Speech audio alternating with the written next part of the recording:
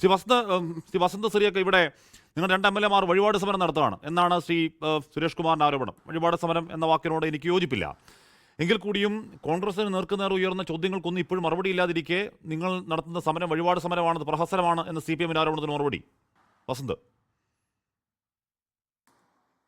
ഏതായാലും ഇപ്പോഴത്തെ വിദ്യാഭ്യാസ മന്ത്രി നിയമസഭയുടെ ഈ തട്ടിനുമേൽ കയറി നടത്തിയ ചവിട്ടു നാടകമുണ്ടല്ലോ, ആ നാടക സമരം 24/7 അദ്ദേഹത്തിൻ്റെ അടിവസ്ത്രമടക്കം നാട്ടുകാർ കണ്ടിട്ടും കോടതിയിൽ ഈ സർക്കാർ കൊടുത്തിരിക്കുന്ന റിപ്പോർട്ട് അങ്ങനെ ഒരു സമരമേ അവിടെ നടന്നില്ല എന്ന കണക്കിനാണ്. ഏതായാലും ആ സമരത്തെക്കാൾ ഭേദമാണ് എന്ന് CPM പ്രതിനിധി മനസ്സിലാക്കിയാൽ മതി. 2-3 കാര്യങ്ങളുണ്ട്.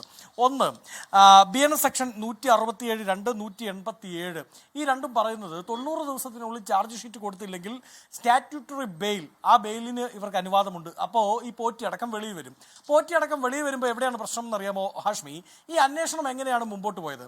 പോറ്റിയെ അറസ്റ്റ് ചെയ്യുന്നു. പോറ്റിയെ അറസ്റ്റ് ചെയ്ത് കഴിഞ്ഞപ്പോൾ പോറ്റി പറയുന്നു ഈ കേസിൽ എനിക്ക് മാത്രമല്ല N വാസുവിനും പങ്കുണ്ട്. അപ്പോൾ പോറ്റിയാണ് വാസുവിനെ ചൂണ്ടിക്കാണിച്ചത്.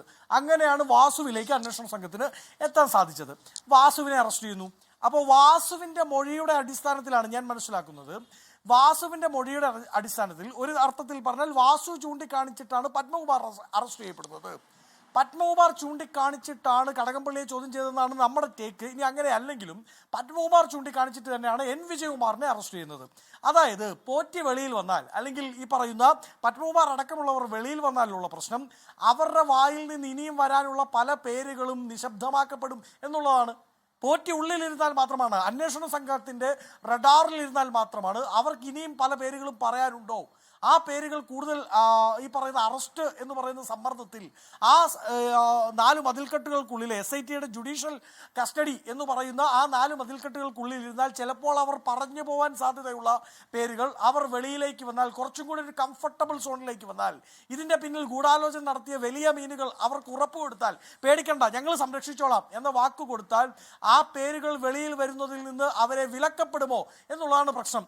അത് പറയാനുള്ള അനുജ്ഞ കൊടുക്കേണ്ട ഈ നേരത്തെ തന്ത്രിയുടെ കാര്യം പറഞ്ഞല്ലോ, തന്ത്രി അനുജ്ഞ കൊടുക്കുക എന്ന് പറയുന്നത് പോലെ ഈ പേരുകൾ പറയാതിരിക്കുന്നത് ആരുടെ അനുജ്ഞ കാത്താണ് എന്നതാണ് പ്രശ്നം. അപ്പോൾ പോറ്റി വെളിയിൽ വന്നാൽ തെളിവ് നശിപ്പിക്കപ്പെടില്ല എന്ന് നമുക്ക് പറയാൻ പറ്റില്ല.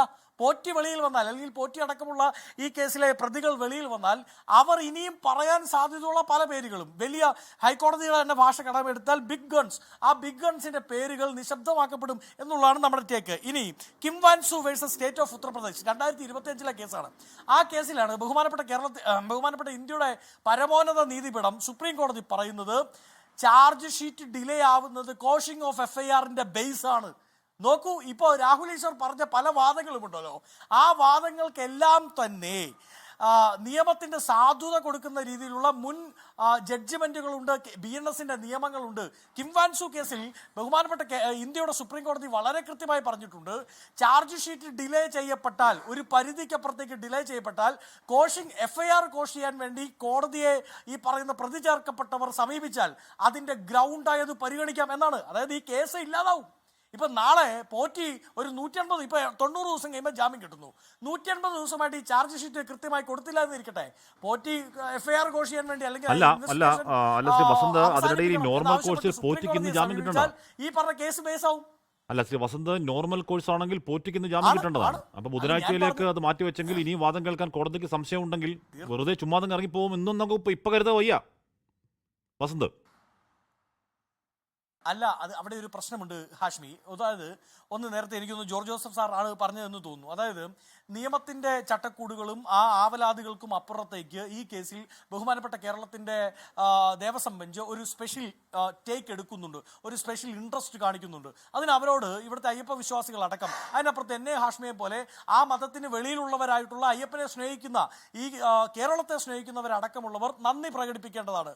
പക്ഷേ എത്ര കണ്ട് കേരളത്തിൻ്റെ ദേവസ്വം ബെഞ്ചിന് അങ്ങനെ ഒരു പരിധിക്കപ്പുറത്തേക്ക് പോകാൻ സാധിക്കുമെന്നത് പ്രധാനപ്പെട്ട കാര്യമാണ്. കാര്യം നിയമത്തിന് അതിൻ്റെതായിട്ടുള്ള നൂലാമാലകൾ ഉണ്ട്. ഈ ചർച്ചയിൽ പങ്കെടുക്കുന്ന ഏതാണ്ട് എല്ലാവരും തന്നെ നിയമവുമായി ബന്ധപ്പെട്ടവരാണ്, ഒന്നെങ്കിൽ അഭിഭാഷകരാണ് അല്ലെങ്കിൽ പോലീസ് ഡിപ്പാർട്ട്മെൻറ്റുമായി ബന്ധപ്പെട്ടവരാണ്. നോക്കൂ, നിയമത്തിന് അതിൻ്റെതായിട്ടുള്ള നൂലാമാലകളുണ്ട്, ടെക്നിക്കാലിറ്റീസ് ഉണ്ട്. അതുകൊണ്ടാണ് ഞാൻ ഈ 2-3 കേസ് ജഡ്ജ്മെൻറ്റുകൾ തന്നെ മെൻഷൻ ചെയ്യാൻ കാരണം. അങ്ങനെയുള്ള ജഡ്ജ്മെൻറ്റുകൾ ഉണ്ട്. അപ്പോൾ സുപ്രീം കോടതിയിലേക്ക് അല്ലെങ്കിൽ കോടതിയുടെ മറ്റേതെങ്കിലും സാധ്യതകളിലേക്ക് പ്രതികൾ പോയാൽ ഈ കിം വാൻസു കേസ് ഒരു ബേസ് ബെഞ്ച് മാർക്കായി മാറും. നോക്കൂ, എന്തുകൊണ്ടാണ് ഇങ്ങനെ ഡിലേഡ് ആയിട്ടുള്ള ചാർജ് ഷീറ്റുകൾ ഉണ്ടാകുമ്പോൾ ഞങ്ങൾ എന്തിനാണ് ഉള്ളിൽ കിടക്കുന്നത്? എന്തിനാണ് ഈ ഇൻവെസ്റ്റിഗേഷനിൽ 150 ദിവസം കൊടുത്തിട്ട് 300 ദിവസം കൊടുത്തിട്ട് ഇവർക്കൊന്നും കണ്ടുപിടിക്കാൻ സാധിക്കാത്തടത്ത് ഞങ്ങൾ എന്തിന് ആരോപണത്തിന്റെ നിഴലിൽ നിൽക്കണമെന്ന് ചോദിച്ചുകൊണ്ട് നിയമത്തിന്റെ ലൂപ്പ് ഹോളുകളിലേക്ക് പ്രതികൾ ഇറങ്ങിച്ചെന്നാൽ ചിലപ്പോൾ ആ FIR തന്നെ കോഷിയപ്പെടും. എന്തുകൊണ്ട് കുറ്റപത്രം സമർപ്പിക്കപ്പെടുന്നില്ല എന്നുള്ളത് വലിയ ആശങ്കയാണ്. ഇടക്കാല കുറ്റപത്രം ഉണ്ടാവാത്ത പശ്ചാത്തലത്തിൽ ജാമ്യം കിട്ടി പോവാണ്. VSSCയുടെ പരിശോധനാ ഫലം എത്ര നീളും എന്ന കാര്യം ഇനിയും അറിയില്ല. ഇതൊക്കെ പറയുമ്പോഴും ആത്യന്തിക മറുപടി പറയേണ്ടത് ഹൈക്കോടതി ദേവസ്വം ബെഞ്ചാണ് താനും. ലോകത്തെവിടെയായാലും ഏത് സമയത്തും 24 വാർത്തകളും ഓഗ്മെന്റഡ് റിയാലിറ്റി പാക്കേജുകളും എക്സ്പ്ലെയിനറുകളും വിശദമായി കാണാൻ ഞങ്ങളുടെ യൂട്യൂബ് ചാനൽ നിങ്ങൾക്ക് സബ്സ്ക്രൈബ് ചെയ്യാം.